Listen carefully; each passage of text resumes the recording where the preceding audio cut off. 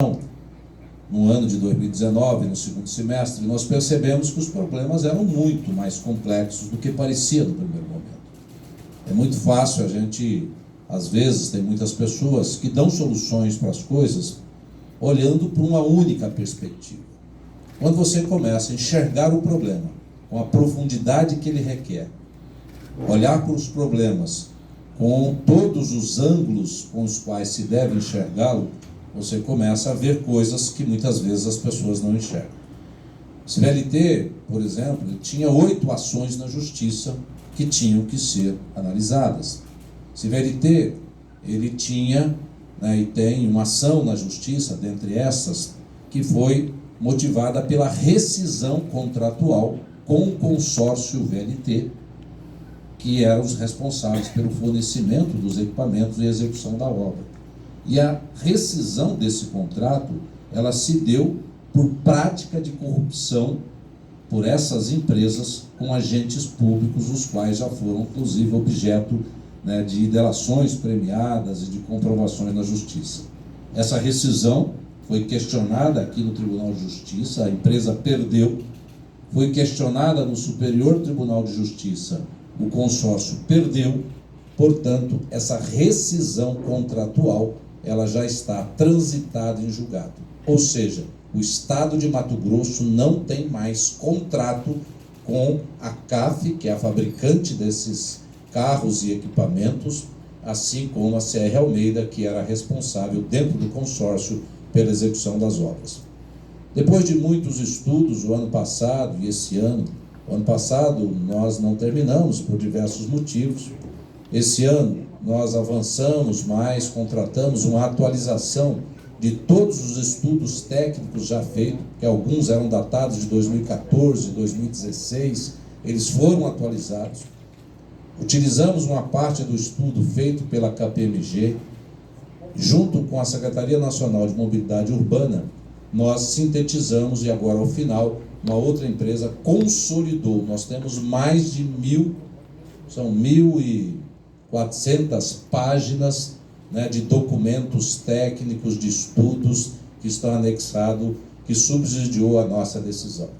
E agora, ao final, depois de todos esses dados compilados, todas as informações devidamente colocadas sobre a mesma base, nós apresentaremos aos senhores aqui rapidamente um comparativo entre as duas possibilidades que nós tínhamos.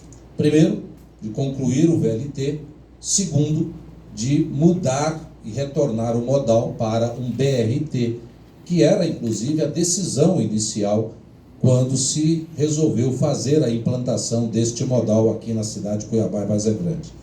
Estranhamente, lá atrás, decidiu-se fazer essa mudança, e essa mudança, inclusive, foi questionada pelo Ministério Público em ações civis públicas que foram propostas, porque eles não concordavam também que houvesse essa mudança. Porém, demorou-se na decisão judicial e acabou perdendo a eficácia esta ação por conta do início e da execução das obras pelo governo do Estado de Mato Grosso. Depois de algum tempo, ficou claro para muitas pessoas que essa decisão de sair de um VLT, de um BRT, que na época se falava em 600 milhões de reais de custo, para um VLT com 1 bilhão e 400 milhões. Então essa subida abrupta de valor, um tempo depois ficou claro, já que houve pagamento de propina, e normalmente pagamento de propina ele está atrelado ao valor contratual.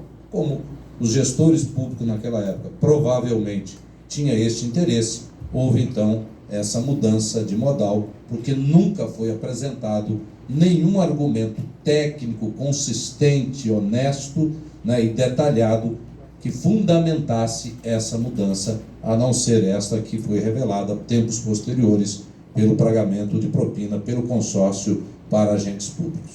Então, nós estamos apresentando e apresentaremos a toda a sociedade uma rápida apresentação, uma síntese, na verdade, de todos esses estudos feitos aí ao longo dos meses. E ali no primeiro quadro, nós comparamos o VLT com o BRT, E no primeiro item, que a gente compara lá, matriz energética, BRT, ele é eletricidade e o VLT também é eletricidade. Só que um é de baterias recarregáveis e o VLT são aqueles cabos aparentes naquelas catenárias, aqueles fios que ficam aéreos expostos ao longo da via. A tarifa, exclusivamente no modal. No BRT, ela seria de 3,04 e no VLT, 5,29. Senhores, para todos esses dados, existem aí dezenas de páginas que comprovam, que demonstram qualquer uma disso aí. Isso é uma síntese das conclusões desses estudos técnicos. O custo para a conclusão da obra total, se for no BRT, 430 milhões, que envolve a aquisição de 54 ônibus articulados, modernos e elétricos, contra 763 milhões de reais para a conclusão do VLT.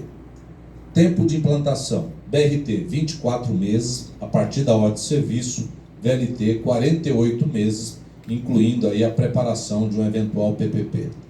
Formação, a forma de contratação de um BRT seria a licitação de obra, para a parte de obra, e outra licitação para aquisição dos ônibus elétricos.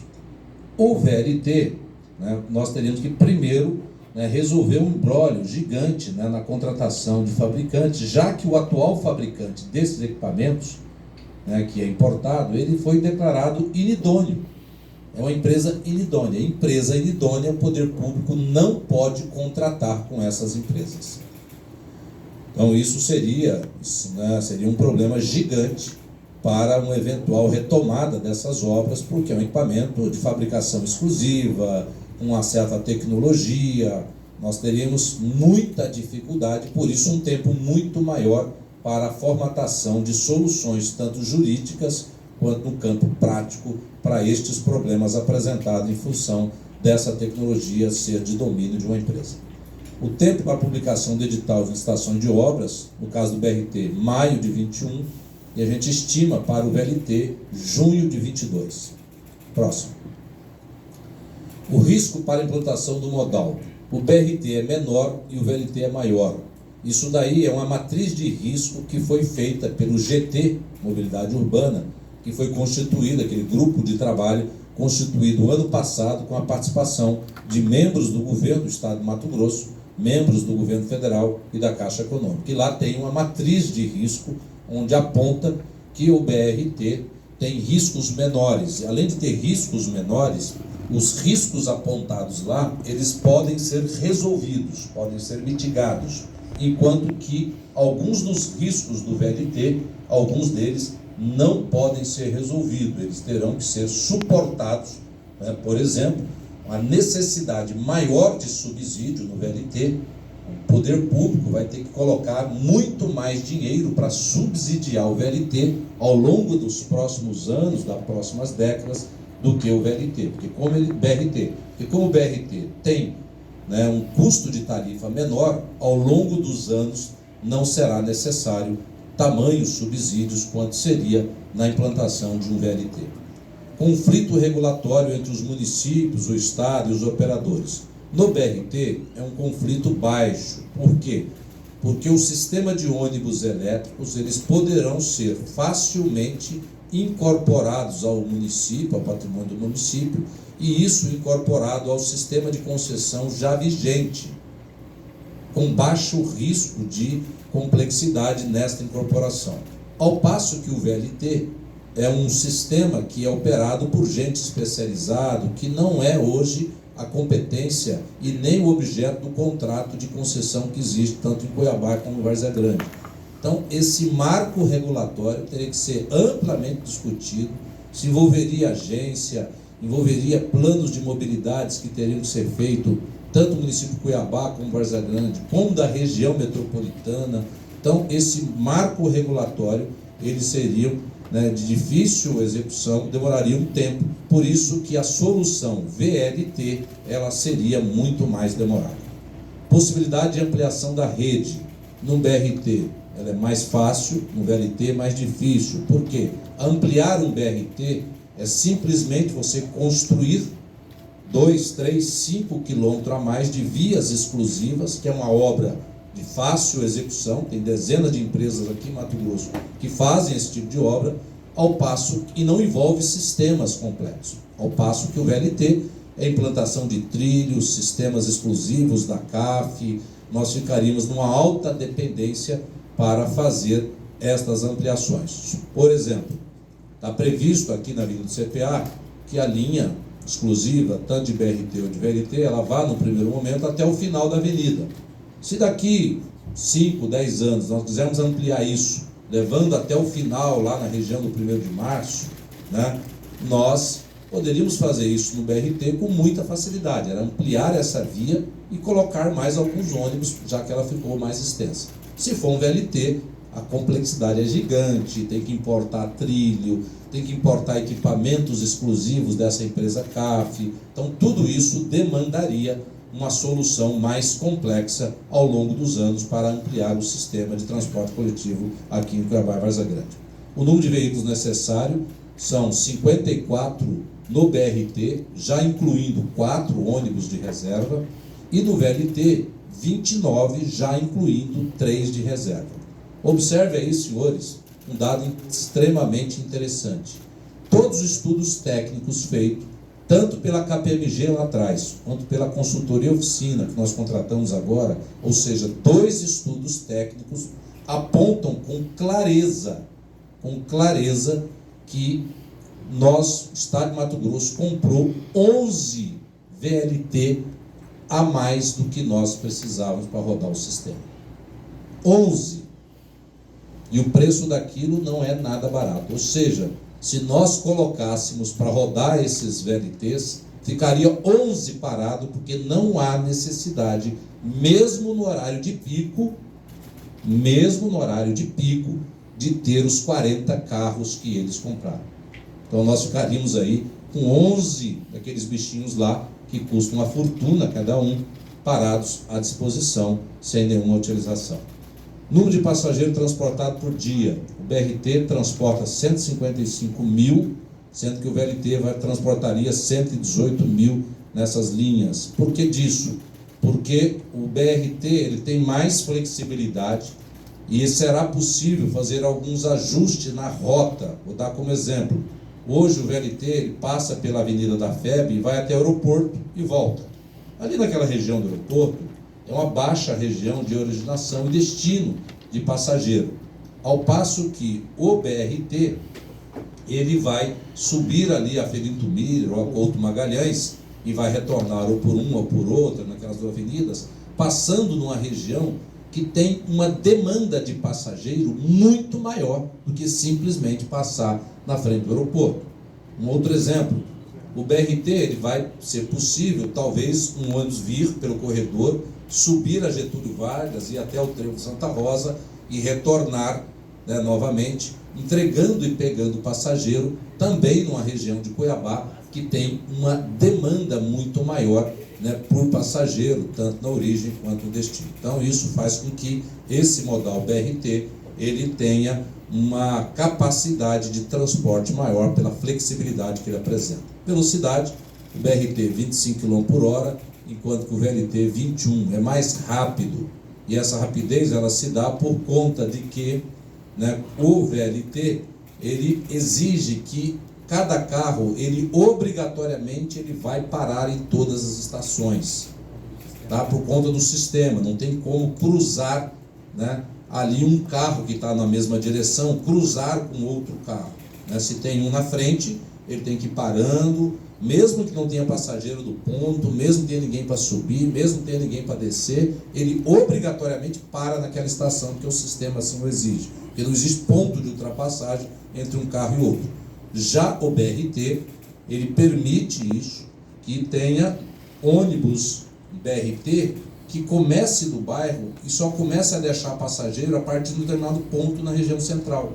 Então isso faz com que esse tempo seja menor do passageiro dentro do ônibus, que a viagem seja mais rápida, porque nas estações vai existir um ponto de ultrapassagem. Não pode ter um ônibus parado em uma estação, vir um outro que está com linha direta, passa por ele, numa viagem muito mais rápida até o centro da cidade. Então isso aumenta a velocidade, diminuindo o tempo de permanência dessa viagem para o usuário. Próximo. O número de passageiros, da integração para o passageiro, ou seja, ela é menor no BRT do que no VLT. Porque o VLT, necessariamente, alguém que mora na grande região do CPA, ele vai ter que pegar um ônibus no bairro, vir até a estação do VLT, ali no CPA, entrar no VLT, descer no centro da cidade, depois, se ele quer ir para a região do Santa Rosa, ele vai ter que pegar um outro ônibus para ir para o Santa Rosa, ali para a Avenida Getúlio Vargas, para aquela região. Então, duas integrações obrigatoriamente.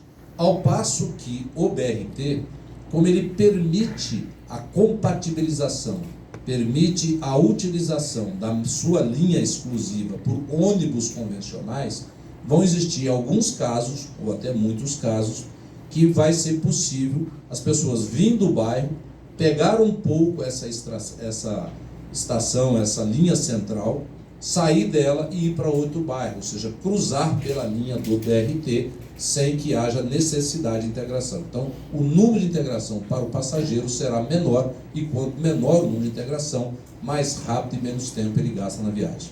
O impacto no trânsito ele é menor, porque o BRT ele tem sistema sobre pneus, então ele acaba agredindo menor nível de interferência de engenharia nas ruas da cidade, nas integrações, nos cruzamentos. Isso faz com que esse impacto no dia a dia do trânsito seja menor. E o VLT, vocês já viram aí alguns trilhos instalados, né, sobre aqueles trilhos não tem como passar, cruzar, ter cruzamento, então aquilo é uma dificuldade na maior parte dos pontos de interseção com o trânsito convencional. O compartilhamento da infraestrutura pelos demais ônibus, ou seja, nessa linha exclusiva de BRT, ônibus convencionais é possível passar. No VLT, ônibus convencionais não passam por ali. O compartilhamento dessa infraestrutura também é possível por veículos de segurança, por ambulâncias, né, naquela linha exclusiva, né, é possível uma ambulância, o carro da polícia passar. No VLT não é possível. Então, isso são vantagens que agregam valor a esta solução do BRT. O impacto visual. O impacto visual do BRT é praticamente zero, porque é um ônibus elétrico, não poluente, sem barulho, que vai estar andando nas ruas de Cuiabá. E hoje já existe ônibus andando na rua de Cuiabá. Ao passo que o VLT, essas mesmas ruas hoje, elas vão vir com aquelas catenárias, né, aquela rede elétrica, é mais uma fiação elétrica que vai estar bem no coração das duas principais avenidas de Cuiabá, Várzea Grande, que é a Avenida do CPA com a Avenida da FEB, e também da Fernando Correia. Então, aquela fio, o centro histórico ali de Cuiabá, quer dizer, seria mais uma, né, já tem inúmeras gambiarras lá, quer dizer, seria mais uma fiação elétrica que estaria passando ali de forma expostas no centro da cidade, em todas as suas regiões. O BRT, ele vai permitir, ao longo dele, em algumas regiões, principalmente na Avenida do CPA e até mesmo na Fernando Correia, manter a arborização, inclusive na Avenida do CPA, a criação de um parque linear ao longo de toda ela de aproximadamente 6 quilômetros, porque não vai ser necessário destruir o canteiro central. Então, essas árvores que foram replantadas aqui, se vocês observarem, já foram replantadas umas árvores aí alguns anos atrás, né, inclusive que eu era prefeito da capital, e já estão hoje tamanho bastante razoável, grande. Essas árvores serão todas preservadas na implantação de um BRT. Se fosse um VLT, seria praticamente impossível, teria que cortar novamente todas aquelas árvores, porque ele ocupa 100% do canteiro central. Próximo. No caso do BRT, nesse parque linear, na Avenida do CPA, é possível a implantação de uma ciclovia de aproximadamente 6 quilômetros, do começo dela até próximo ali da região central. Então, além do parque linear, vai ter essa ciclovia, e o que no VLT também é impossível. O nível de ruídos, os dois, tanto o VLT quanto o BRT, é baixo, ambos têm ruído baixo. Os terminais, ambos os casos serão terminais climatizados. Os veículos, ambos os casos, tanto BRT como VLT, são climatizados. Acessibilidade, ambos tanto BRT como VLT, eles têm acessibilidade. Por quê? Porque todos eles são com piso rebaixados. Todos eles vão poder, com tranquilidade, da estação, entrar um cadeirante, idoso, carrinho de bebê, né, qualquer pessoa com dificuldade, em ambos os casos terá garantido a sua acessibilidade. Então, senhores, nesta comparação, né, por todos esses itens, fica muito claro, depois da gente estudar, analisar, receber todos esses relatórios, eles chegaram nas minhas mãos já há alguns dias atrás. Eu li boa parte desse relatório, fiz algumas reuniões, e eu quero aqui agradecer muito o trabalho de algumas pessoas. Primeiro, Rafael Detoni, que é um profissional de carreira do Estado, especialista em engenharia de trânsito, tem mestrado nessa área, tem especialização nessa área, trabalhou muito, né, nessa comissão por parte do governo desde o ano passado. O Rogério Galo, que é o secretário de Fazenda, mas ele, como procurador do Estado e ex-procurador-geral, ele acompanhou muito também as ações, principalmente no campo jurídico, no campo econômico, desses cálculos que foram feitos para chegar àquele valor de tarifa, nos estudos, na revisão, no acompanhamento, trabalhou muito. Marcelo de Oliveira está aqui do nosso lado, que lá pela Secretaria também trabalhou muito no equacionamento dessa solução, na construção deste relatório final que nos permitisse tomar essa decisão. Eu agradeço lá na parte do Ministério, não estão aqui, mas também tivemos boa colaboração do Ministério, do Grupo Mobilidade Urbana, das pessoas que trabalharam e contribuíram tecnicamente. E depois de analisar tudo isso, nos restou muito claro e muito objetivo que, por uma questão técnica, por uma questão econômica de curto prazo e por uma questão econômica de médio e longo prazo, a melhor solução para dar um fim neste pesadelo é a mudança do modal de VLT para BRT e iniciar imediatamente as ações para que nós possamos acabar com esta obra parada e dar uma solução definitiva para a mobilidade urbana na cidade de Cuiabá.